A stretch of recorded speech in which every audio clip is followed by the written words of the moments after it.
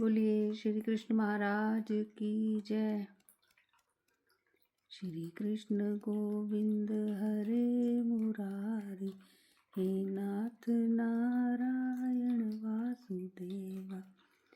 श्री कृष्ण गोविंद हरे मुरारी, हे नाथ नारायण वासुदेवा। श्री कृष्ण गोविंद हरे मुरारी, हे नाथ नारायण वासुदेवा। श्री कृष्ण गोविंद हरे मुरारी, हे नाथ नारायण वासुदेवा। श्री कृष्ण गोविंद हरे मुरारी, हे नाथ नारायण वासुदेवा। चलिए आज आगे शुरू करते हैं। बोलिए श्री कृष्ण महाराज की जय। तदंतर महावीर अर्जुन ने उन मंत्रियों के बाणों के उत्तर में बहुत से बाण चलाना आरंभ किया। दोनों ओर चलने वाले बाणों के संघर्ष से युद्ध भूमि में हजारों विस्फुलिंग अग्निकण प्रकट होने लगे। नरेश्वर आकाश में खदोतों की भांति चमकने वाले वे चंचल विस्फुलिंग अलात चक्र की भांति शोभा पाने लगे। रण दुर्मद वीर गांडीवधारी अर्जुन ने गांडीव धनुष से छूटे हुए विष्कों द्वारा उस मस्त बाण समूह को क्षण मात्र में काट गिराया। उन्होंने बाणों के समुदाय से 2 योजन के घेरे में पिंजरा सा बना दिया और बलपूर्वक उन दोनों मंत्रियों के ध्वज सहित रथों को उस घेरे के अंदर कर लिया। वे दोनों मारे गए। ये जानकर समस्त पुण्यजन यक्ष तत्काल युद्ध छोड़कर हाहाकार करते हुए भाग चले। उसी समय करोड़ों भूत वृंद युद्ध भूमि में आ गए। राजन कोटि कोटि डाकनियां रणभूमि में हाथियों को उठा उठाकर फेंकने लगी। मनुष्यों, घोड़ों तथा रथियों को पृथक पृथक मुंह में डालकर चबाने लगी। एक एक मानव के पीछे एक एक भूत लगा था।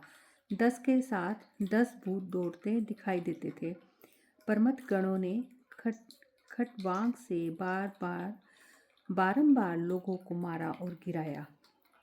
जातुधानियां रणमंडल में नरमुंडों को चबा रही थी। बेतालगण खप्पर में बहुत सा रक्त ले लेकर पी रहे थे। विनायक नाचते और प्रेत गाते थे। कुष्मांड और उन्माद उस युद्ध भूमि में गिरे हुए मस्तकों का संग्रह करते थे। स्वर्गगामी वीरों के मस्तकों का उनके द्वारा किया जाने वाला वह संग्रह भगवान शिव की मुंडमाला बनाने के लिए था।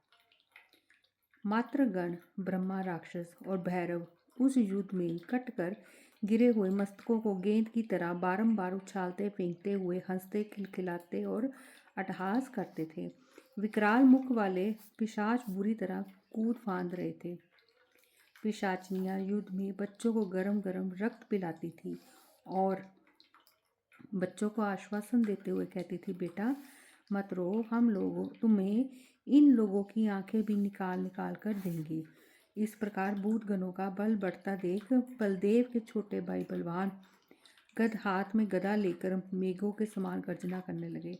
लाख बार की उस मोरबी गदा से गद ने उस विशाल भूत सेना को उसी प्रकार मार गिराया जैसे इंद्र वज्र से पर्वतों को धराशायी कर देते हैं। गदा की मार से मस्तक फट जाने के कारण बहुत से कुष्मांड, उन्माद, वेताल, पिशाच और ब्रह्मा राक्षस मूर्छित होकर भूमि पर गिर पड़े। गद ने सम्रांगण में डाकनियों के दांत तोड़ डाले, परमथों के कंधे विदीर्ण कर दिए और यातुधानों के मुख विच्छिन्न भिन्न कर डाले। राजन, गदा से रौंदे गए प्रेत 10 दिशाओं में उसी तरह भाग चले जैसे प्रलय काल के समुद्र में भगवान वाराह की दाढ़ से अंग भंग होने के कारण दैत्य पलायन कर गए थे। भूतगणों के भाग जाने पर वीरभद्र सामने आया। उस बलवान भूतनाथ ने बलदेव के छोटे भाई गद को गदा से मारा। गद ने उसकी गदा को अपनी गदा पर रोक लिया और फिर अपनी गदा उसके ऊपर चलाई। मैथिलेश्वर वीरभद्र और गदा में बड़ा भयंकर गदा युद्ध हुआ। वे दोनों ही गदाएं आग की चिंगारियां छोड़ती हुई परस्पर टकरा कर चूर चूर हो गई। फिर एक दूसरे को ललकारते हुए उन दोनों में मल्लयुद्ध छिड़ गया। वे भुजाओं, घुटनों और पैरों के आघात से पर्वतों को गिराते हुए लड़ने लगे। वीरभद्र ने बलपूर्वक करवीर पर्वत को उखाड़ कर अट्टहास करते हुए उसको गद के ऊपर फेंका। गद ने उस पर्वत को पकड़ लिया और फिर उसी के ऊपर उसे दे मारा। तब बलवान वीरभद्र ने वीरवर गद को पकड़कर बड़े वेग से आकाश में लाख योजन दूर फेंक दिया। वहां से भूमि पर गिरने पर गद के मन में कुछ व्याकुलता हो गई। फिर महाबली गद ने वीरभद्र को भी उठा लिया और वेग से घुमाकर शीघ्र ही उसे भी लाख योजन दूर फेंक दिया। वीरभद्र कैलाश पर्वत के शिखर पर गिरा। गदा के प्रहार से तो वह पीड़ित था ही, अतः 2 घड़ी तक मूर्छा में पड़ा रहा। तदंतर शक्ति उठाए स्वामी कार्तिकेय बड़े वेग से युद्ध भूमि में पहुंचे। उन्होंने अनिरुद्ध और साम को लक्ष्य करके शीघ्र ही अपनी शक्ति चलाई। अनिरुद्ध के रथ का भेदन कर साम को घायल करके उनके रथ को भी तोड़ती हुई वह शक्ति उस युद्ध भूमि में सहस्त्रों हाथियों, रथों और लाखों वीरों को मारकर 10 दिशाओं में चमकती और कड़कती हुई बिजली की तरह फुफकारती सर्पनी के समान भूमि में समा गई।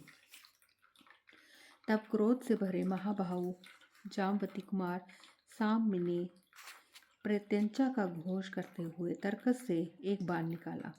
वह बाण एक होता हुआ भी तर्कस से बाहर निकलते ही 10 हो गया। धनुष पर रखते समय 100 और खींचते समय उसने शस्त्र रूप धारण कर लिए। छूटते समय उस बाण के लाख रूप हो गए और लक्ष्यों तक पहुंचते पहुंचते उसने कोटि रूप धारण कर लिए। इस प्रकार उस अनेक रूपधारी विशिक ने शिखी, मोर और शिखी वाहन स्वामी कार्तिकेय को घायल करके समरांग में कोटि कोटि वीरों को विदीर्ण कर डाला।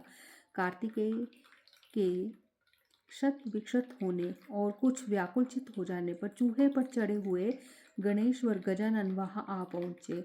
उनके कुंभ स्थल पर गोमूत्र, सिंदूर और कस्तूरी के द्वारा विचित्र पत्र रचना की गई थी। उनका सुंदर वक्रतुंड कुमकुम से आलिप्त था। सिंदूर पूरन कपोलों के कारण उनकी बड़ी मनोहर आभा दिखाई देती थी। कानों का उज्जवल वर्ण मानो कपूर की धूल से ज्वलित किया गया था। उनके कपोलों पर बहती हुई मदधारा से जिनके अंग विहल हो रहे थे, वे मतवाले भ्रमर उनके चंचल कर्ण तालों से आहत हो गुंजारव करते हुए मानो संगीत, ताल और वासंतिक राग की सृष्टि कर रहे थे। उन मधुपों से सेवित बाल चंद्रधारी गणपति अनुपम शोभा पा रहे थे। उनकी अंग कांति बाल रवि के समान अनुज्वल थी। उनकी बाहों में निर्मल अंगद, गले में हेम निर्मित हार और हंसुली थी तथा मस्तक पर धारण किए हुए मुकुट की किरणों के द्वारा वे सब ओर से दीप्तिमान दिखाई देते थे। वे चूहे पर विराजमान थे। उनके मुख में एक ही दांत था। गजाकर भव्य मूर्ति शोभा पा रही थी। उन्होंने हाथों में पाश, अंकुश, कमल और कुठार समूह धारण कर रखे थे। उनका कद ऊंचा था। उनके 4 भुजाएं थी। वे एक घोर संग्राम में पर्वत थे। किन्हीं शस्त्रधारियों को सूंड में लपेट कर अपने अंकुश की मार से उनका कचूमन निकाल देते थे। अनेक धार वाले फरसे से समस्त शस्त्रधारियों का संहार करते हुए वे श्री परशुराम जी के समान जान पड़ते थे। पैदल वीरों, हाथियों, घोड़ों तथा रथ समूह से युक्त चतुरंगनी सेना को धराशायी करके रथ सहित साम को पकड़ कर वे युद्ध स्थल से दूर फेंक रहे थे। उन्हें देखकर यादवगणों सहित प्रद्युम्न के मन में बड़ा विस्मय हुआ। उन्होंने अपने परम बुद्धिमान पुत्र अनिरुद्ध से ये उत्तम बात कही। बोलिए श्री कृष्ण महाराज की जय। 25वां अध्याय। प्रद्युम्न का एक युक्ति के द्वारा गणेश जी को रणभूमि से हटाकर गुहाक सेना पर विजय प्राप्त करना और कुबेर का उनके लिए बहुत सी भेंट सामग्री देकर उनकी स्तुति करना। फिर प्राग्योतिष जनकपुर में भेंट लेकर पद्मका विजोती वानर द्विग को किष्किंधा में फेंक देना। बोलिए श्री कृष्ण महाराज की जय। ओम नमो भगवते वासुदेवाय नमः। ओम नमो भगवते वासुदेवाय नमः। ओम नमो भगवते वासुदेवाय नमः। ओम नमो भगवते वासुदेवाय नमः। ओम नमो भगवते वासुदेवाय नमः।